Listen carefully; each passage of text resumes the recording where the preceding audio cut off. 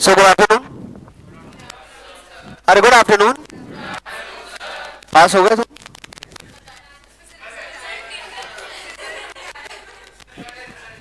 कल रिजल्ट है? अच्छा, मयूर कल आ जाएगा और संस्कृति परसों. अब मयूर ट्रिप पे कहाँ गया? ट्रिप पे कहाँ गया मयूर? तो तुम मयूर में नहीं हो?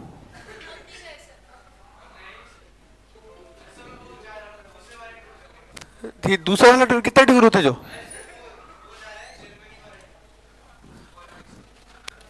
ट्वेल्थ में थोड़ी होता है. होता है क्या? अच्छा, ओके. तो हम नहीं गए घूमने. अच्छा, ये भी ठीक है. कब आएंगे टिकट वाले जो इतने भी है? 2 to 22 परसों. ठीक है. कितने पास हो गए?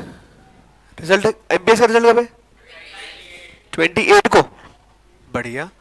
और सेंट मेरीज हो गया. रैन वाला कौन? रैन भी हो गया. ठीक है. सोफिया 26 को. चलो ठीक है. तो मान लेते हैं कि तुम क्लास 12th में आ जाओगे. मान लेते हैं कि क्लास 12th में आ जाओगे. मेरे को बताओ क्लास 11th अकाउंटेंसी के अंदर क्या क्या पढ़ा था? मिष्टी है ना? मिष्टी मिष्टी मिष्टी मिष्टी और मैं नाम भूल गया. नाम बताओ ना. रितिका है ना? रितिका, अंशिका, अंशिका, अनिष्का, ठीक है, जयेश है ना? सर नाम बताओ. रौनक. ओके. तो क्लास 11th अकाउंट्स के अंदर अपन कुछ कुछ चीजें पढ़कर आए थे. क्या क्या पढ़ा था? अकाउंटिंग इक्वेशन पढ़ा था. Very good. और पढ़ा था. ठीक है. और कैश बुक पढ़ा था. जर्नल लेजर ट्रायल बैलेंस भी पढ़ा था. Very important. अदर बुक पढ़ लिया. सब्सिडरी बुक आ गया उसके अंदर. और बैंक रिकंसिलिएशन स्टेटमेंट बहुत कुछ पढ़ लिया मतलब. ठीक है. आखिर में जाकर एक चैप्टर आया था, financial statement of sole proprietor. आया था क्या? फाइनेंशियल स्टेटमेंट का मतलब क्या था?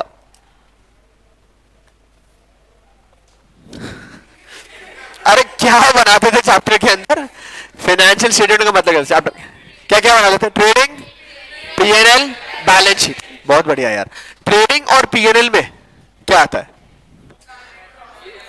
सारे इनकम और सारे एक्सपेंस. ऐसा ही होता है. ट्रेडिंग पीएनएल में क्या आता है? सारे इनकम और सारे एक्सपेंस. बैलेंस शीट में क्या आता है? सारे एसेट और लायबिलिटी. अच्छा, क्या बाइफरकेशन करते हैं, मतलब फर्क कैसे करते हैं ट्रेडिंग और पीएनएल के अंदर? मतलब ट्रेडिंग में क्या आता है? सारे कौन से एक्सपेंस? डायरेक्ट नेचर वाले. सारे डायरेक्ट नेचर. डायरेक्ट नेचर मतलब जिसका किससे रिलेशनशिप है? प्रोडक्शन से रिलेशनशिप है. किससे रिलेशनशिप है? प्रोडक्शन से जिससे रिलेशनशिप है वो सारे कौन से कहलाते हैं? कौन से कहलाते हैं? डायरेक्ट कहलाते हैं. डायरेक्ट कहलाते हैं. अरे ठीक है ना. इनडायरेक्ट मतलब? इनडायरेक्ट मतलब जिनका प्रोडक्शन से कोई रिलेशनशिप नहीं है. जो है तो ऑफिस के ही, जो है तो बिजनेस के ही, पर जिनका प्रोडक्शन से कोई रिलेशनशिप नहीं है वो सारे कहां आते हैं? पीएल के अंदर. बढ़िया. तो देखो पूरा class 11th was related to sole proprietor and its accounting. पर आप बचपन में बिजनेस स्टडीज पढ़कर आए हो. पढ़कर आए हो? अरे बिजनेस स्टडीज पढ़ा है. बिजनेस स्टडीज में आपने पढ़ा था अलग अलग टाइप ऑफ ऑर्गेनाइजेशन होते हैं. कौन कौन से अलग अलग टाइप्स ऑफ ऑर्गेनाइजेशन होते हैं? बिजनेस ऑर्गेनाइजेशन, सोल प्रोप्राइटरशिप तो हो गया, और पार्टनरशिप, और कंपनी, और कोऑपरेटिव सोसाइटी, और कंपनी कंपनी, और Hindu under family, HUF. So class 11th was all about sole proprietor and its accounting. Now class 12th का जो अपना कंप्लीट सिलेबस है, अगर मैं आपको उसका एक ब्रॉड बाइफरकेशन करके दूं तो क्लास 12th अकाउंट्स के अंदर मैं इसको 3 ब्रॉड कैटेगरीज में क्लासिफाई कर सकता हूं. पहला वुड बी पार्टनरशिप अकाउंट्स. पहला का नाम क्या हो गया? दूसरा वुड बी कंपनी अकाउंट, दूसरा कौन सा हो जाएगा, कंपनी अकाउंट्स, एंड तीसरा would be analysis of financial statement, तीसरा would be analysis of financial statement. Okay है क्या? अभी फाइनेंशियल स्टेटमेंट एक शब्द आपने सुना, ये सुना हुआ है, एनालिसिस नया लग गया इसके आगे। What do basically understand by partnership? One और मोर, पहले एक से ज्यादा, ठीक है? तो पार्टनरशिप और कंपनी में अगर मैं आपसे नॉर्मल बाइफर्केशन पूछूं कि क्या डिफरेंशिएशन फैक्टर होगा पार्टनरशिप में और कंपनी में, तो क्या फर्क होगा? नॉर्मल कुछ भी जो आता था, समझ जो आता है, मतलब ऐसा ऐसा कुछ नहीं। पार्टनरशिप और कंपनी में ऐसी अगर मैं पूछूं कि क्या डिफरेंशिएशन फैक्टर, वैसे बड़ा होगा, डिफरेंस बिटवीन बड़ा होगा पार्टनरशिप और कंपनी के बीच में, बड़ा होगा ना, differentiation between partnership and joint stock company, ऐसा करके बड़ा होगा। क्या फर्क है?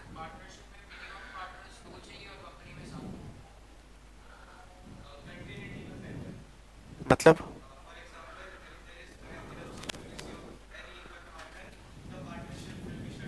अच्छा अच्छा, ओहो, कंपनी आर्टिफिशियल पर्सन है। आर्टिफिशियल पर्सन मतलब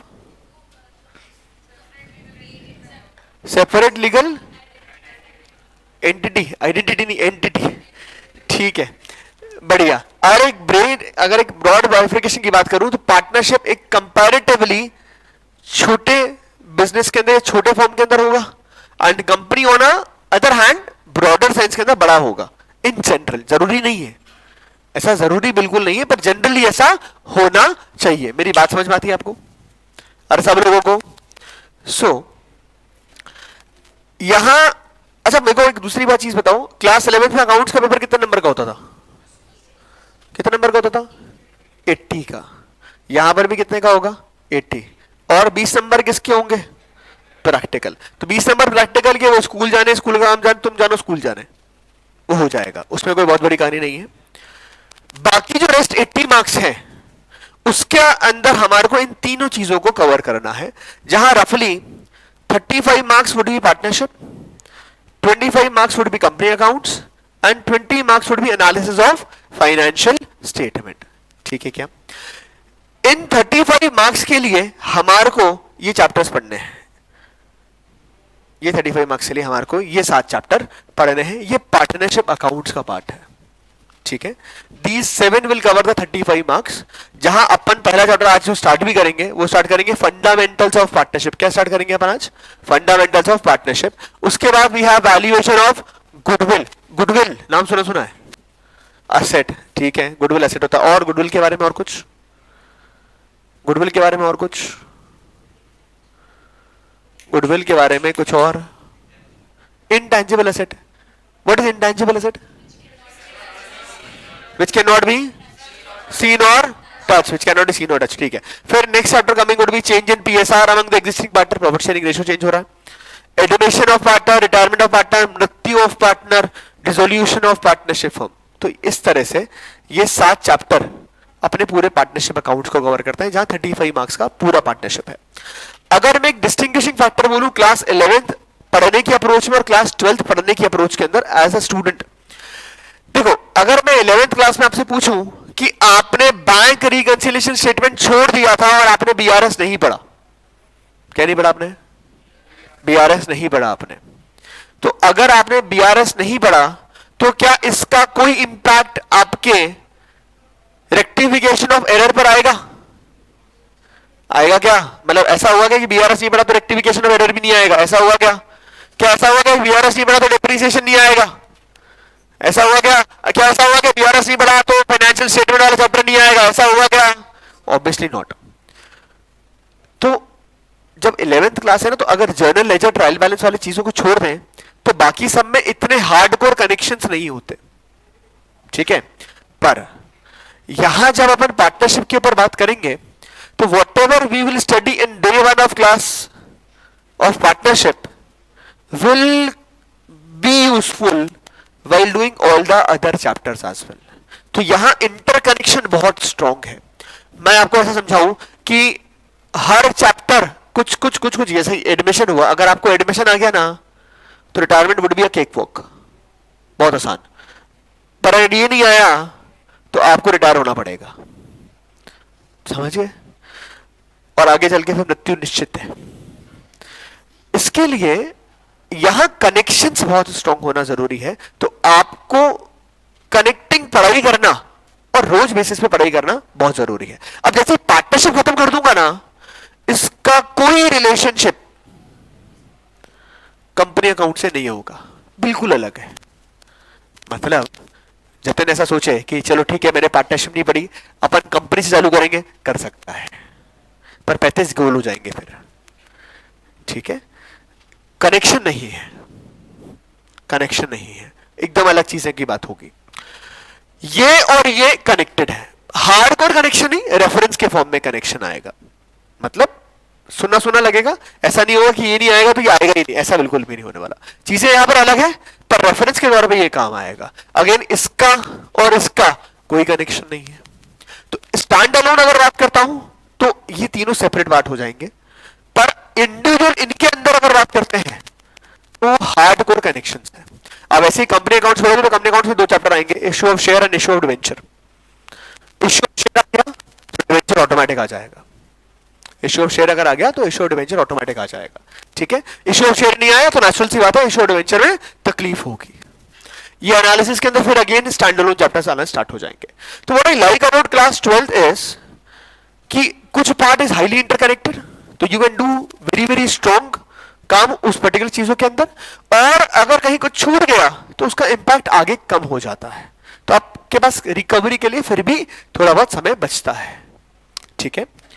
now coming to my pattern of teaching in class 12th, it will be very different from class 11th। देखो आप कक्षा 11वीं में थे तो मैं आपको बोलता था, और मैंने आपको, जो लोग पढ़ रहे थे आपको पता भी है, मैंने बोला भी है कि ये चीजें मार्क कर लो, स्कूल में पूछ लो, स्कूल में जो टीचर ने बोला है वो करना है, ऐसा मैंने बोला था, और आपको मार्क भी कराए थे, और आपको बोला भी था कि आपको स्कूल में पूछना है। क्यों? क्योंकि 11th class is about school, और स्कूल में टीचर ने जो बोला है वो नंबर वही उस हिसाब से देने वाले हैं।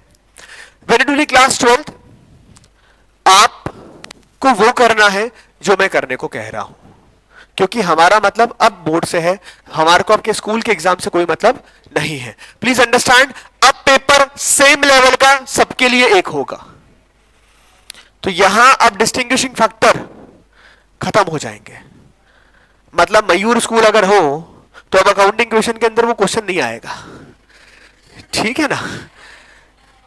और अगर कहीं बाकी कोई दूसरा स्कूल है, मैं नाम नहीं लेना चाहिए पर, तो वहां कई स्कूल ऐसे हैं जहां 11th क्लास का पेपर वाज बिलो एवरेज, और कई स्कूल ऐसे हैं जहां 11th क्लास का paper was extraordinary above average. अब वो डिस्पैरिटी इन पेपर्स खत्म होता है, आप सब सेम लेवल पर हो, आपको वो करना है जो मैं कहूंगा। मेरे को थ्रू आउट द ईयर आपके स्कूल एग्जामिनेशन से कोई रिलेशनशिप मेरा नहीं है, मेरे को कोई फर्क नहीं पड़ता। हाँ, आप जब स्कूल जा रहे हैं तो मैं आपसे एक्सपेक्ट करता हूं कि आप स्कूल के अंदर शांति बनाकर अपना काम कर रहे हैं। मतलब अगर मेरे को यह पता पड़ता है कि आपने स्कूल में अननेसेसरी कियोस्क क्रिएट किया है और अपनी होशियारी झाड़ी है, तो स्कूल का पता नहीं, मैं टाटा बाय बाय जरूर कर दूंगा।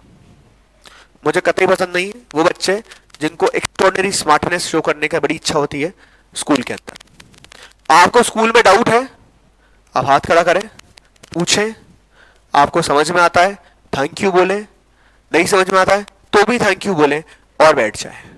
आपकी समस्याओं के समाधान के लिए मैं हूं, आपको डाउट है वो मैं हूं।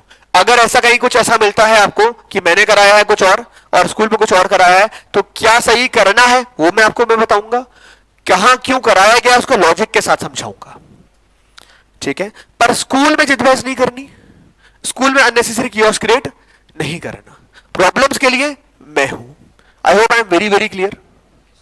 आप जितने स्कूल्स में हैं, I believe almost every school teacher जो अकाउंट आपको स्कूल में पढ़ा रहे हैं वो मेरे को जानते हैं और मैं उनको जानता हूं। तो अगर कहीं मेरे पास फोन आया, व्हाट्सएप आया, तो स्कूल का पता नहीं, मैं टाटा बाय बाय जरूर करूंगा आपको, ठीक है। I hope I am very very clear everyone. Now हम कैसे पढ़ने वाले हैं वो सुनो। हम हमारा क्लास 12th अकाउंट्स का जो कंटेंट ऑफ सिलेबस है वो सबसे पहली बार खत्म कर देंगे बाय 31 ऑफ अक्टूबर से फर्स्ट वीक ऑफ नवंबर के बीच में।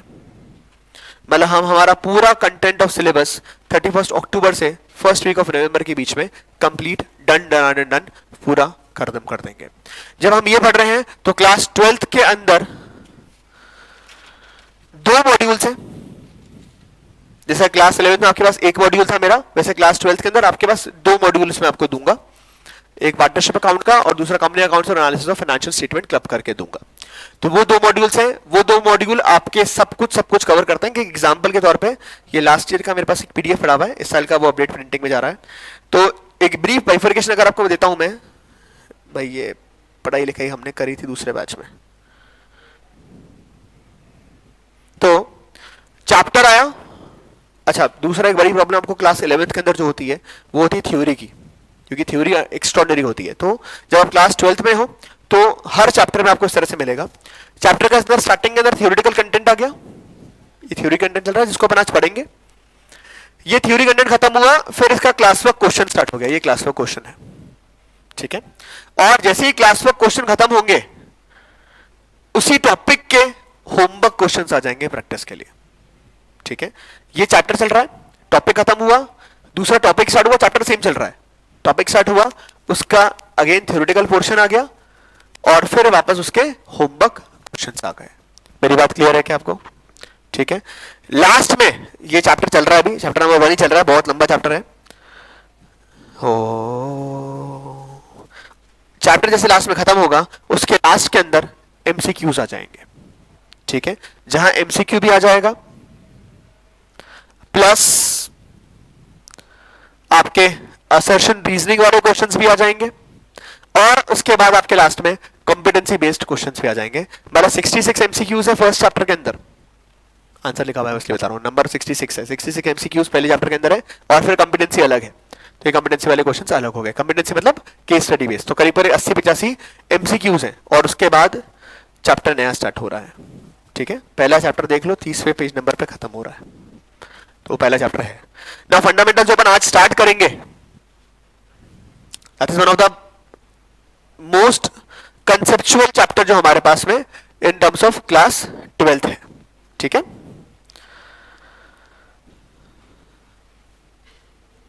तो जब पहली बार अपन पढ़ रहे हैं तो हम 31 अक्टूबर 1 नवंबर तक खत्म करेंगे। जैसे ही ये खत्म होगा उसके वेरी नेक्स्ट डे से हम फिर से पढ़ना स्टार्ट करेंगे और हम आप में से मोस्ट ऑफ द स्कूल्स के अंदर टीएस गरेवाल फॉलो होती है, उसके बैक क्वेश्चंस जो होंगे वो करना स्टार्ट करेंगे, ठीक है।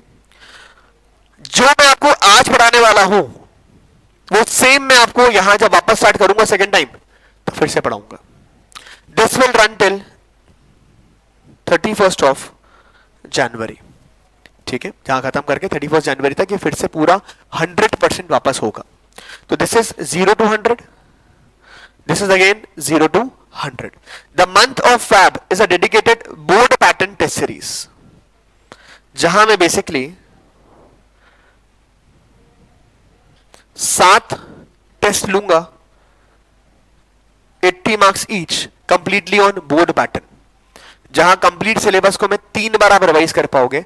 मतलब 25% ऑफ द कंप्लीट सिलेबस के 4 टेस्ट 80 मार्क्स, 2 टेस्ट 50 मार्क्स के और एक टेस्ट जो आपका फुल कोर्स का हो जाएगा जिसको अपन प्री बोर्ड बोलते हैं।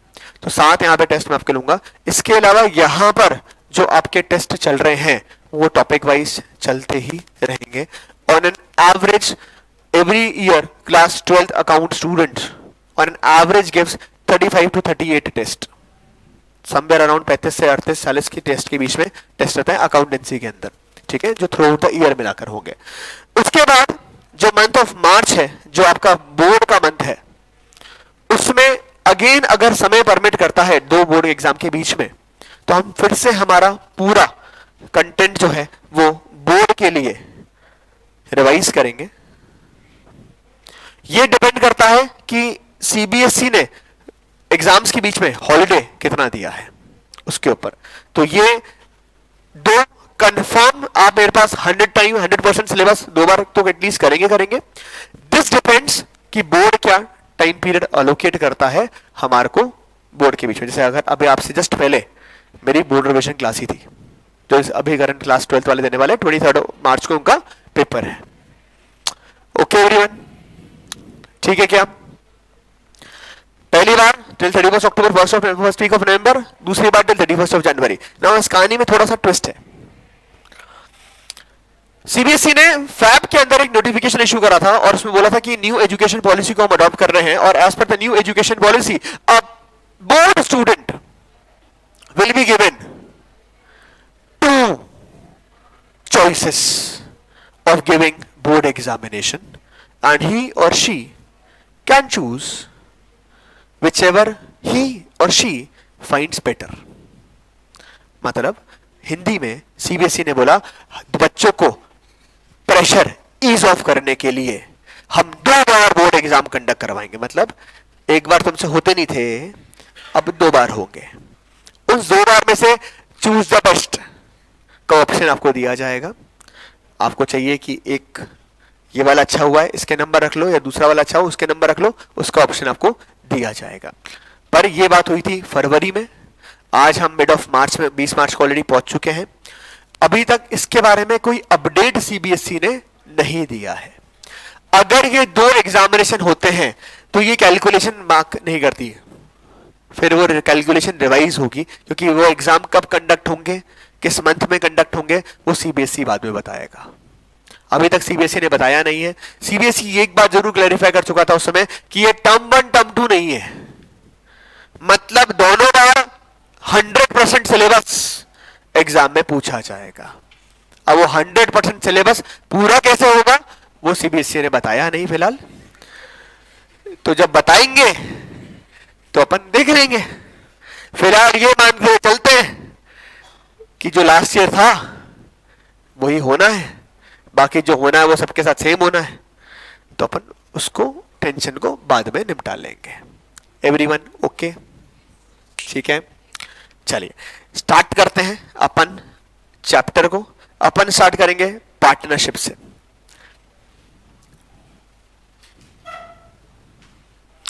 मेरे को बताओ पार्टनरशिप शब्द सुनकर क्या सितारा बना है। पार्टनरशिप शब्द सुनकर क्या लगता है, क्या याद आता है? मतलब ऐसे ही, हाँ पार्टनरशिप, 2 और मोर पर्सन। नाइस, आता हूं 2 और मोर पर्सन्स। हाँ मस्त बन रहा है। और पार्टनरशिप और 2 और मोर पर्सन टुगेदर। बेटा शादी नहीं करानी तेरे को, 2 और मोर पर्सन जिंदगी भर। 2 और मोर पर्सन के अलावा, हाँ अच्छा 2 और मोर पर्सन आगे धंधे में पैसा डालते हैं। Shark tank business.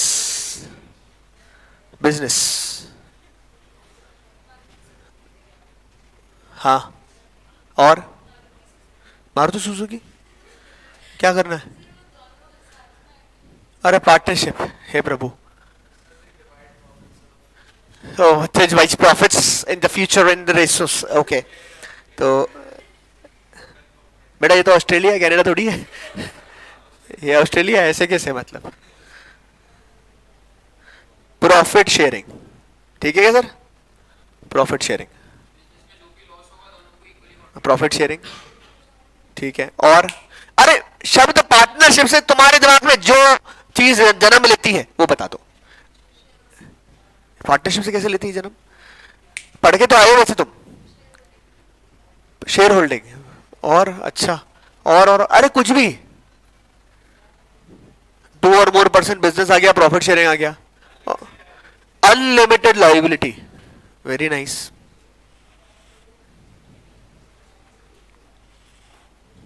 Unlimited liability, sir होता क्या है अनलिमिटेड लायबिलिटी?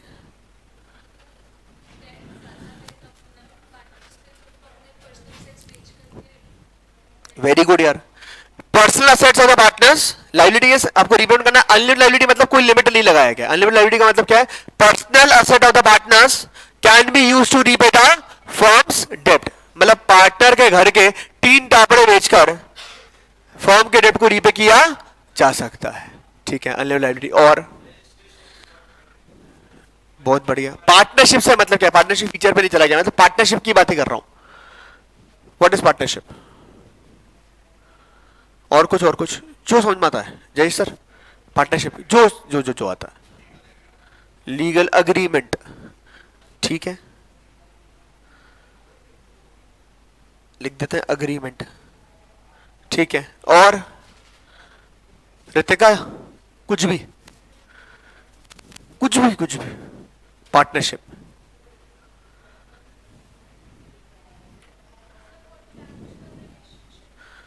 कॉन्ट्रैक्चुअल रिलेशनशिप क्या होता है? और कॉन्ट्रैक्ट क्या होता है? अग्रीमेंट, पार्टनरशिप डीड, अग्रीमेंट, ठीक है। और कुछ हाँ भाई, कॉमन पर्पस के लिए, प्रॉफिट मोटिव लिख लो, ओके। तो प्रॉफिट मोटिव, ठीक है। और कुछ भी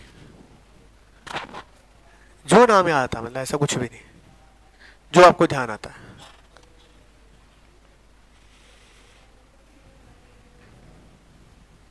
कुछ भी।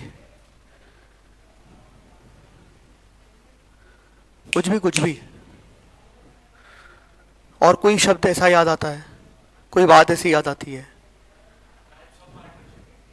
क्या क्या होती है टाइप्स ऑफ पार्टनरशिप, पहले बता दे। वाह वाह, ठीक है। और कुछ पार्टनरशिप से रिलेटेड, फिर आगे बढ़ जाएंगे, नहीं तो फिर आप पार्टनरशिप अग्रीमेंट, ठीक है। और कोई बात?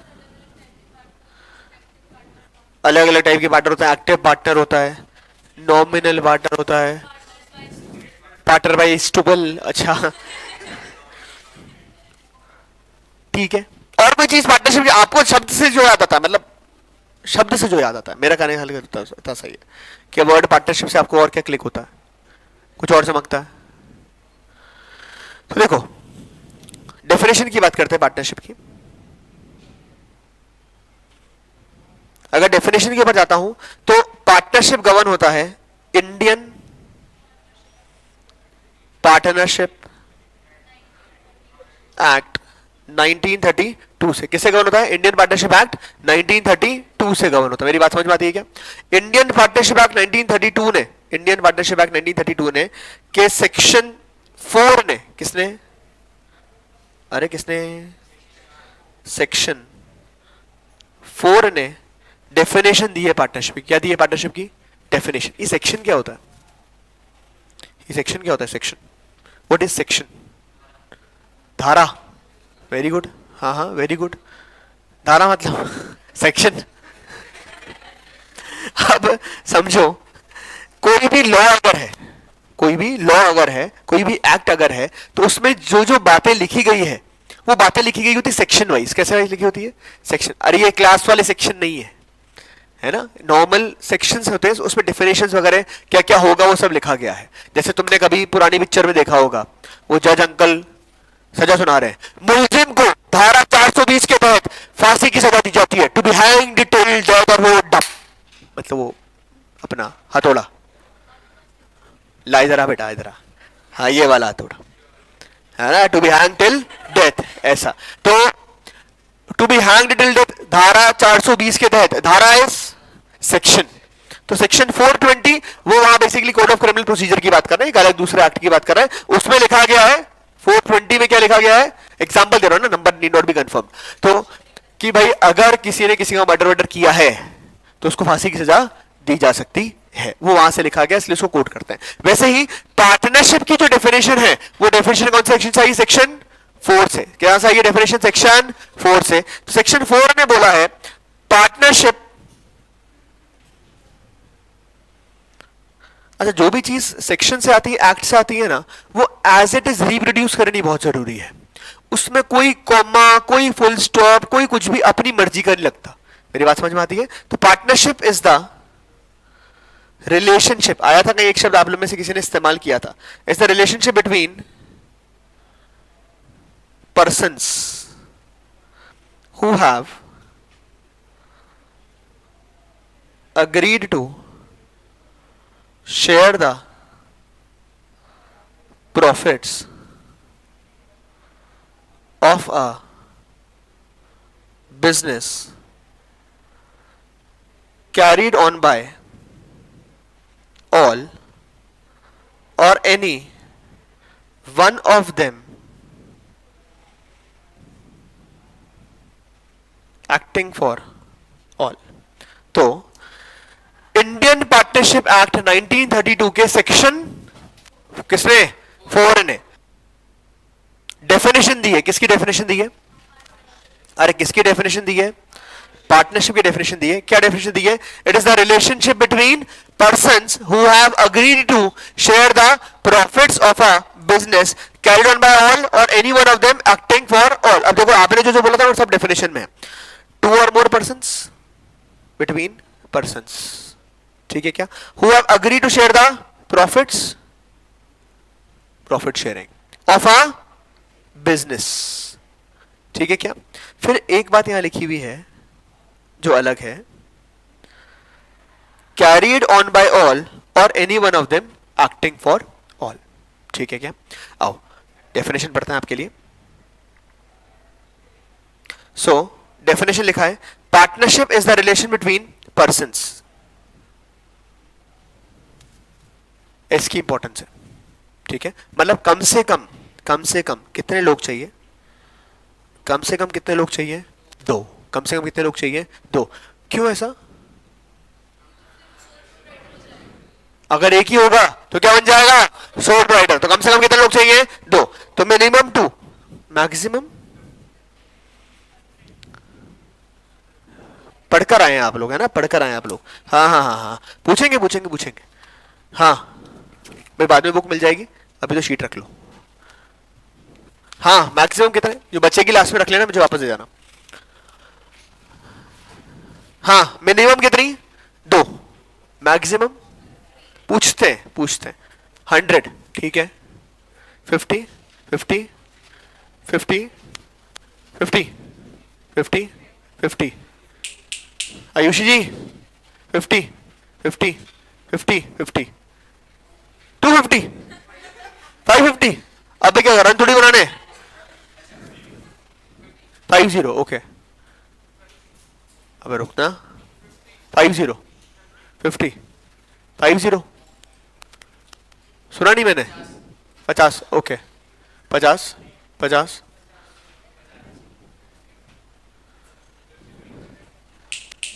मेरे दोस्त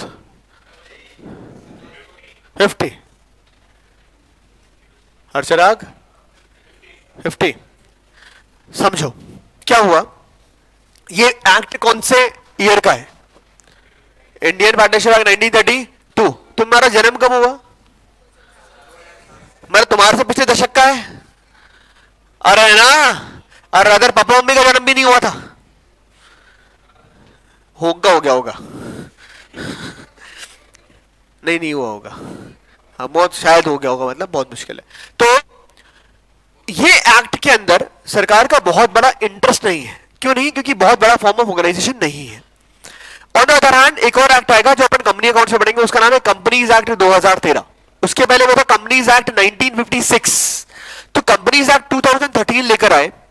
वहां उन्होंने बोला यार कि पहले वाली जो लिमिट है वो तो 1932 के हिसाब से है, तो एक काम करो उस वाले एक्ट को कौन छेड़ेगा. तो कंपनीज एक्ट 2013 के अंदर उन्होंने डाला कि maximum number of partners in partnership firm can be 100. क्या डाला कंपनीज एक्ट 2013 में? क्या डाला? Maximum number of partners which a partnership firm can be 100 और एज प्रिस्क्राइब्ड. साथ में 3 शब्द और डाल दिए. क्या बोल दिया? और एज प्रिस्क्राइब्ड. मतलब एक पार्टनरशिप फर्म में मैक्सिमम हम कितने में लेके जा सकते हैं? 100 या फिर एज प्रिस्क्राइब्ड. बात समझ में आती है क्या? वो डाल के छोड़ दिया, आगे कोई बात नहीं करी. फिर कंपनीज एक्ट 2013. अब ऐसा नहीं होता हमारे देश के अंदर कि एक बार एक्ट बन गया और फाइनल हो गया. अब एक्ट बना दिया, मतलब रूल्स लॉ बना दिए. अब उसका जब प्रैक्टिकल इंप्लीकेशन आएगा तो प्रॉब्लम आनी चालू होती है. उसका सोल्यूशन करते हैं. तो हर साल कुछ ना कुछ अमेंडमेंट निकाल निकालते जाते हैं। क्या निकालते जाते हैं? तो 2015 के अंदर कंपनीज मिसलेनियस रूल्स आए। क्या है कंपनीज? आपस बोलो ना मेरे साथ, काम आएगा। कंपनीज मिसलेनियस रूल्स 2015 आए। कंपनीज मिसलेनियस रूल्स 2015 के अंदर सेंट्रल गवर्नमेंट के पास पावर था। सेंट्रल गवर्नमेंट ने प्रिस्क्राइब किया that maximum number of partners in a partnership firm as prescribed stands to be 50. As prescribed stands to be 50. तो companies act 2013 ने एक अपर सीलिंग लगाया कि कितना हो सकता है, 100 या प्रिस्क्राइब होगा। ठीक है, और 2015 मिसलेनियस रूल्स ने प्रिस्क्राइब करा दिया सेंट्रल गवर्नमेंट से। क्या प्रिस्क्राइब करा दिया? कि मैक्सिमम पार्टनर्स कैन बी 50। बात समझ में आती है क्या सब लोगों को? तो अगर आपसे आज क्वेश्चन आए what is the maximum number of partners, तो मैक्सिमम नंबर ऑफ पार्टनर्स कितने हैं? 50 है। मैक्सिमम नंबर ऑफ पार्टनर्स कितने हैं? 50। ठीक है क्या? As per which act? नहीं, कंपनीज एक्ट 2013। अब होता क्या है, जो ये अमेंडमेंट रूल्स आते हैं, जो ये अमेंडमेंट रूल्स आते हैं वो उस एक्ट में ही मर्ज होते जाते हैं। ठीक है, तो कंपनीज मिसलेनियस रूल 2015 फिर 2016 में भी आए होंगे, 18 में भी आए होंगे, ये सब क्या होते जाते हैं, उसके अंदर एड ऑन होते जाते हैं। मेरी बात समझ में आती है क्या अरे सब लोगों को? तो 1 मार्क के अंदर क्वेश्चन आया है बोर्ड में, what is the maximum number of partners permissible and as per which act? तो what is the maximum number of partners permissible? 50. As per which act? Companies Act 2013। और किसी को बहुत अच्छा और कर रहा है, as prescribed under the Companies Miscellaneous Rules 2015। बात समझ में आती है क्या सब लोगों को? अरे सब लोगों को पक्का 100 उसने अपर सीलिंग प्रिस्क्राइब किया और ऑप्शन दिया गया है कि इसके बाद कर सको। मतलब सेंट्रल गवर्नमेंट चाहे तो भी 100 के ऊपर सब्सक्राइब नहीं कर सकती। ठीक है, अब मान लो तुम बोर्ड एग्जाम दे रहे हो और मोदी जी की इच्छा हो गई, मतलब अगर मोदी जी वापस अभी आए, जो आ ही जाएंगे, तो सितंबर अक्टूबर नवंबर दिसंबर उनकी इच्छा हो गई कि नहीं साहब पार्टनरशिप के अंदर तो 150 मतलब 150 से काम नहीं चलेगा, 80 नंबर मैक्सिमम होना चाहिए, और उन्होंने बोल दिया मैक्सिमम नंबर ऑफ पार्टनर्स 80 है, तो फिर कितने हो जाएंगे तुम्हारे आंसर में? 80 हो जाएंगे। ठीक है, लॉ है, लॉ कैन बी चेंज्ड। तो अभी प्रिस्क्राइब भी कितना है? 50। अभी प्रिस्क्राइब कितना है? 50। तो partnership is the relation between persons, मतलब कितने, कम से कम कितने चाहिए? 2। अरे बोलो ना, कम से कम कितने चाहिए? 2। मैक्सिमम कितने हो सकते हैं? 50। Who have agreed to share the profits. क्या अग्री किया? Share the profit. Profit share करेंगे? अरे प्रॉफिट शेयर करेंगे तो लॉस तो लिखा ही नहीं, लॉस को क्या करेंगे? लॉस भी शेयर करेंगे, तो लिखा क्यों नहीं है? मैंने आपको बोला था डेफिनेशन स्टार्ट करने से पहले, डेफिनेशन कौन से कहां से आई है? डेफिनेशन कहां से आई है? बोलो ना, डेफिनेशन कहां से आई है? सेक्शन 4। कहां से आई है? सेक्शन 4। मैंने आपको डेफिनेशन स्टार्ट करने से पहले बोला था कि शब्द के अंदर ना तो फुल स्टॉप लगा सकते हो, ना कॉमा लगा सकते हो, ना कुछ और लगा सकते हो, कि जो डेफिनेशन है वो एवरेज चलती है। अब डेफिनेशन में शब्द का इस्तेमाल क्या हुआ? शेयर था, तो लॉस कहां गए? And I hope you understand, profit loss complementary words नहीं है। मतलब ऐसा नहीं है कि प्रॉफिट इंप्लाइड लॉस है ना, ऐसा नहीं होता। तो ये लॉस कहां गया? Who have agreed to share the profits, तो लॉस शेयर नहीं करेंगे।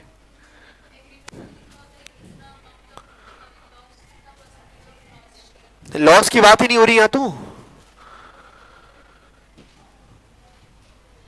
हाँ जी, अच्छा बोले इसमें नहीं लिखना था, दूसरा में लिख दिया होगा, ये भी ठीक है, बढ़िया। भूल गया, लिखना भूल गया, वेरी गुड। और 1932 में लिखना भूले, जो 2024 तक तो लिख ही नहीं पा रहे, पता नहीं 100 साल मुहूर्त के बाद लिख पाएंगे यहां पर। ऐसा हो सकता है कि कंपनी कोई बहुत बढ़िया ऐसा बिजनेस मैं भी करूंगा, तो मुझे बता कौन सा करना है ऐसा बिजनेस। तो लॉस हो तो सकता है, प्रॉफिट मेन मोटिव है, अग्री, पर लॉस हो तो सकता है, उसका करेंगे क्या फिर? बेटा मैंने अभी स्टार्टिंग बोला कि एक्ट में से जहां डेफिनेशन से कहीं से कोई बात अगर आती है तो कॉमन सेंस नहीं, वो जो लिखी हुई वही मानी जाती है। ठीक है, हवा में बात नहीं होती। हाँ, प्रॉफिट माइनस में लिख देंगे तो लॉस नहीं होगा, फिर माइनस में लिखेंगे तो क्या मतलब अड़चराग ऐसे। चलो एक एग्जांपल देता हूं, ठीक है, एक एग्जांपल देता हूं। ये अर्श और तनुज दोस्त दोस्त है ना, बढ़िया, पक्के पक्के, अर्श और तनुज, ठीक है। तो ये अर्श और तनुज दोनों दोस्त दोस्त, खास दोस्त, खास दोस्त, चलो ठीक है।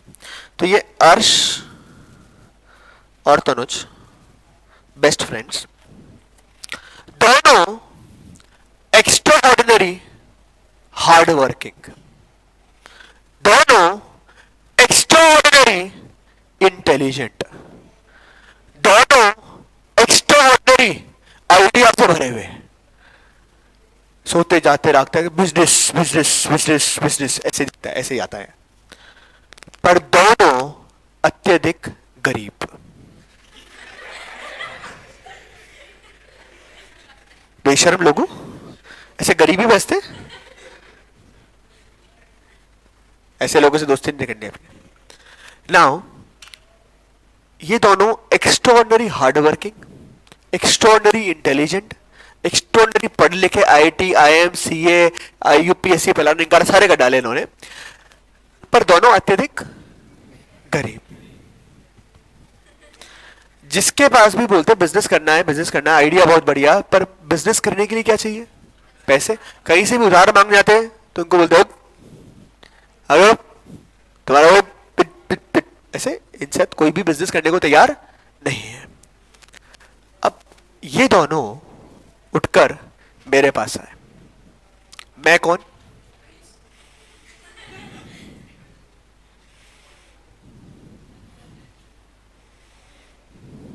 ओह वेरी इंपॉर्टेंट,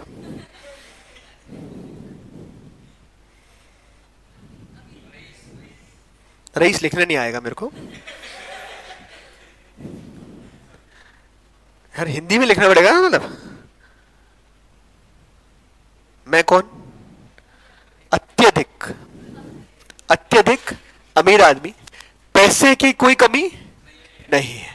तो ये दोनों मेरे पास आए और मेरे को आके बोले कि सर ऐसा ऐसा एक बिजनेस आइडिया है, हम सारा काम धाम कर लेंगे, सारे एफर्ट हम पुटअप कर लेंगे, जो सब कुछ है वो हम सब कुछ देख लेंगे, आपको चिंता करने की जरूरत नहीं है।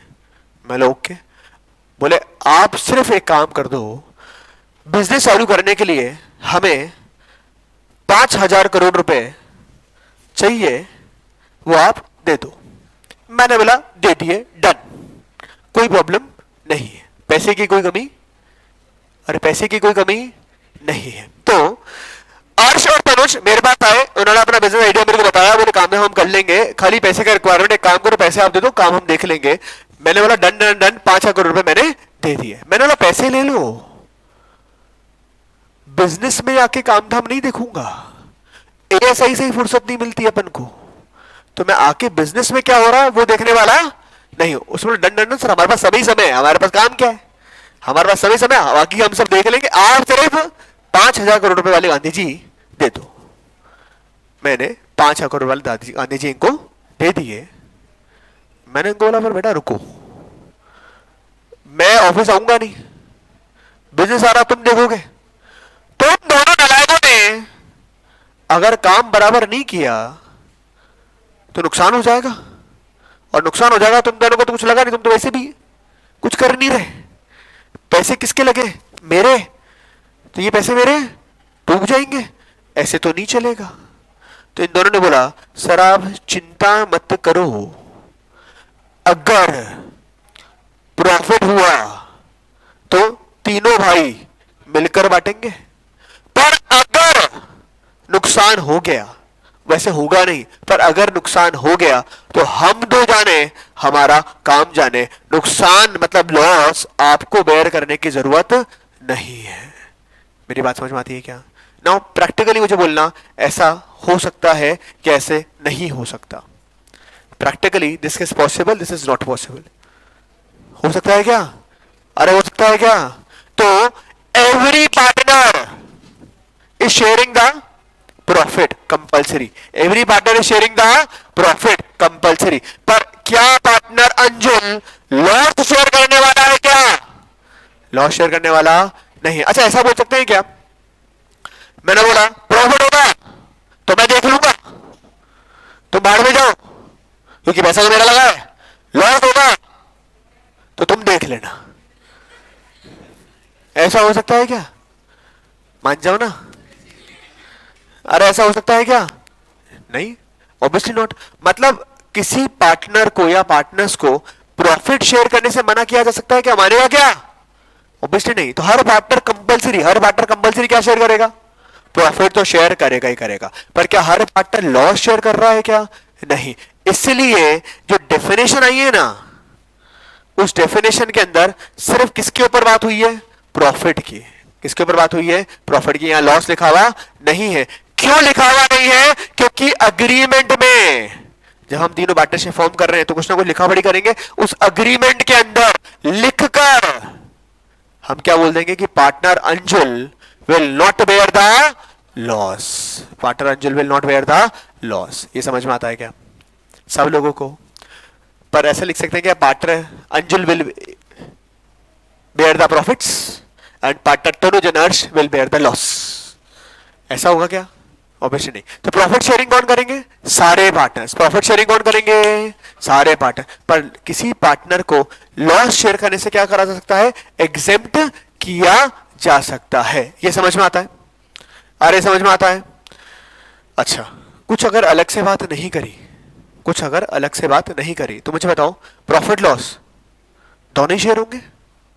कोई बात अगर अलग से नहीं करी तो प्रॉफिट लॉस दोनों ही शेयर होंगे। मतलब every partner will share the profit and by default every partner will share the losses as well. पर हम चाहे तो डीड में लिखकर, अग्रीमेंट में लिखकर क्या कर सकते हैं? किसी पार्टनर को एग्जेम्प्ट कर सकते हैं। क्या शेयर करने से? लॉस शेयर करने से। ठीक है क्या? सो वापस पढ़ते हैं। Partnership is the relation between persons, मतलब कम से कम कितने लोग चाहिए? दो, who have agreed to share the profits, loss लिखा हुआ नहीं है, of a business. What is business? What is business?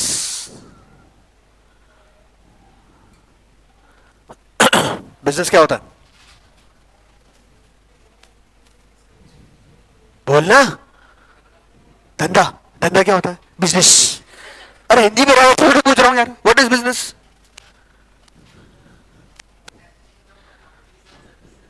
Exchange of commodities and service. What is commodity? Goods. अच्छा, exchange of goods and services. ठीक है, रुकना। Exchange of goods and, no, full stop. Exchange of goods and services. ठीक है।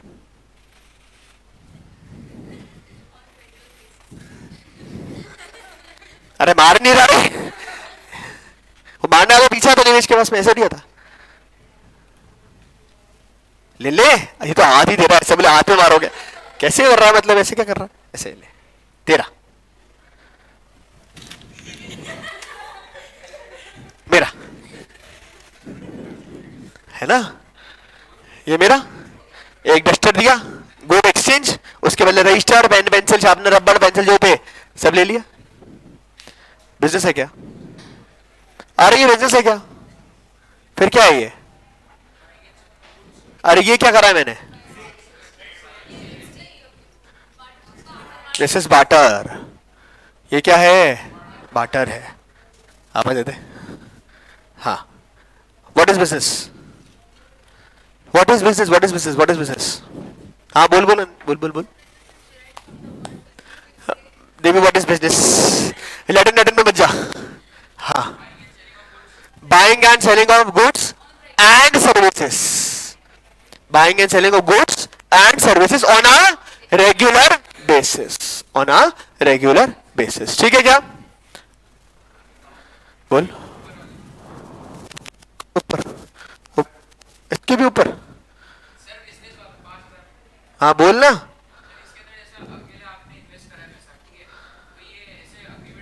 हाँ हो जाएगा ना। हाँ हाँ बिल्कुल है, कोई मना ही नहीं। तेरे पास है 5,000 करोड़, तेरे पास है 5,000 करोड़ रुपए, तू इन्वेस्ट कर, प्रॉफिट होगा तीनों भाई बांटेंगे, लॉस होगा तो मैं जरूर, मेरा काम जाए, पहले 5,000 करोड़ तो दे। यही तो बोल रहा है। कैसे अलाउड है कि अलाउड नहीं है? फिर नहीं डाले ना। अच्छा चलो ठीक है, तो तूने पार्टनरशिप एक्ट थोड़ी लिखा है ना। हाँ हाँ, नहीं ये सही हुआ, करेंगे आगे चलकर। ठीक है क्या? अरे बात समझ में आती है क्या? What is business? What is business? Buying and selling of goods and service, ठीक है। और it is an economic activity. What is economic activity? What is economic activity? What is economic activity? Profit board हिसाब से कुछ करा है। Economic activity done on a regular basis. समझ में आती है क्या बात सब लोगों को? तो अपन ने डेफिनेशन आधी पढ़ ली। मुझे बताओ जल्दी से, डेफिनेशन कौन सा सेक्शन से है? सेक्शन 4। सेक्शन 4 किसका है? इंडियन पार्टनरशिप एक्ट 1932 का। इंडियन पार्टनरशिप 1932 ने सेक्शन 4 से डेफिनेशन दी है। डेफिनेशन क्या है? Partnership is the relation between persons who are agree to share the profits of a business carried on by all or any one of them acting for all. इसके बारे में बात कल करेंगे। ठीक है, चलिए फिर मिलेंगे। Bye bye, take care.